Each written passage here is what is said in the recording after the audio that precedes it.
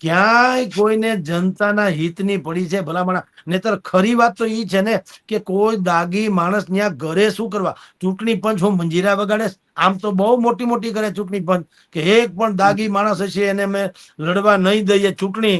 એને બદલે મેં તમને કીધું 543 માંથી 251 મૂર્તિયા અત્યારે એવા છે કે જેને ઘરે લઈ જવાય એમ નથી.